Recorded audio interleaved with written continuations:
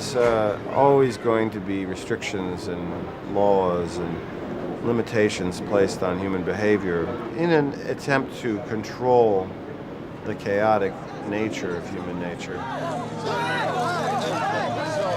had some trouble when I was there, some trouble with the virus, I think. I take an empathy virus to help with my work. The 20th century was the Freud century, and the 21st century is going to be the genetics century. This is your DNA, a 50% match with the hair samples. If genetics changes a lot, we probably won't look any different, but we'll be profoundly different on the inside in our relationships with each other. And that will necessitate all kinds of social changes about where people live and who they are. How long will you be away? I have 24-hour cover. Are you in love with this woman? Why?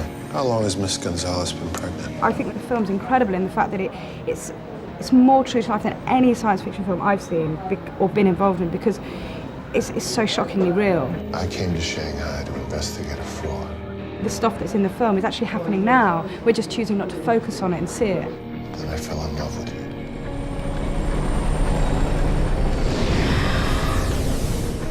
It does make a social comment, and it's one that is very relevant today, and if people don't start looking at that, it's just going to get worse and worse and worse. We're looking for a place to stay. I don't understand. You don't remember because they erased your memory. I mean, there's a way to be free in a terribly oppressive society, and there's a way to be a slave in a free society. Any liaison with this woman would be a Code 46 violation.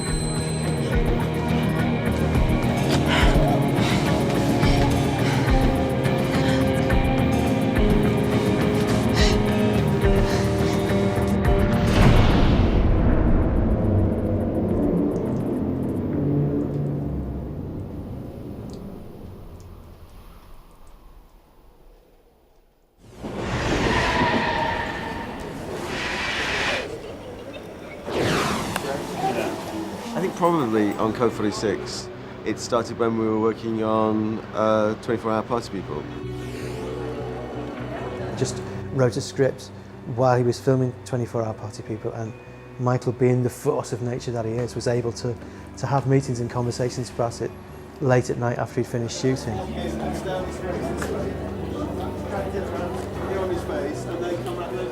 In Code 46, you have to have a paper to be, be able to live anywhere, to be able to work anywhere, to be able to do whatever, anything you want to do. You have to have a paper. And obviously that's partly about insurance. Like these days, insurance is playing a bigger and bigger role, and the whole developments where perhaps it can be predicted whether or not you're likely to have a heart attack.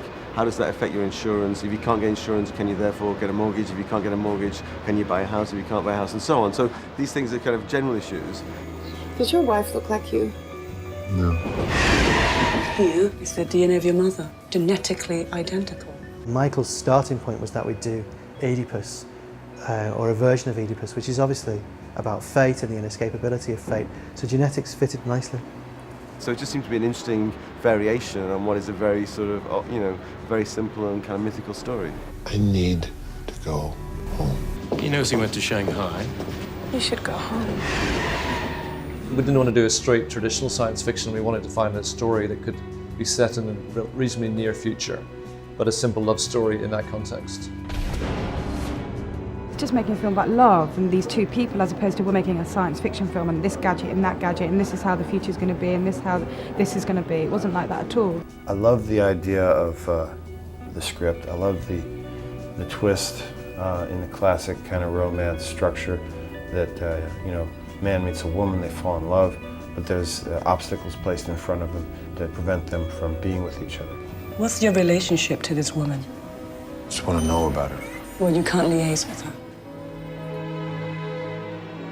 There is an issue about cloning and in vitro fertilization in the film. But the starting point isn't, let's do a film about cloning as a good thing or a bad thing. It's not like, is it right to clone, is it wrong to clone? What are the terrible consequences of cloning? We'd like to make a very simple love story where there is a sort of absolute taboo on the two people being together.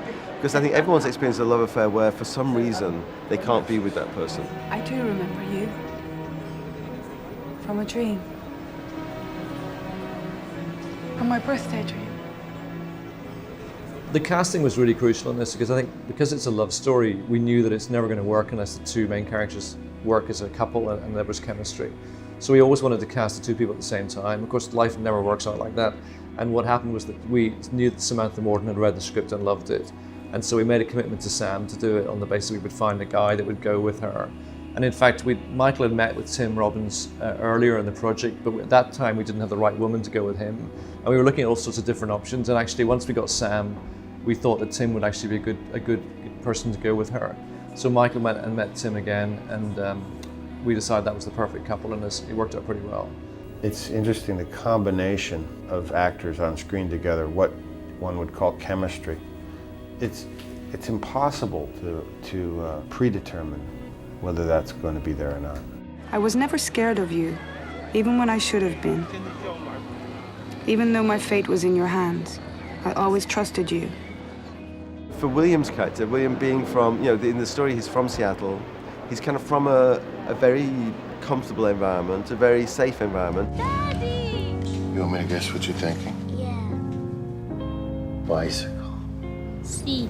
He is, in a way, a kind of policeman. He's an investigator. He's policing this comfortable world, and then he's taken out of that context and dumped into Shanghai. I just need to know one piece of information. Tell me something about yourself. Tell me one thing about yourself. Look, is this some kind of trick? For the report, I have to write this up. Anything at all. I play a detective, and I'm on an empathy virus, which means I can tell who's guilty. It's not 100% effective. They decided the empathy virus had affected your judgment. You okay? There was a woman here last time, Maria Gonzalez. He's supposed to be putting this woman in jail, and he can't do it because A, he doesn't believe in the law anymore, and B, he's in love with her. Tell me what you're doing later tonight. Is that a question or an invitation?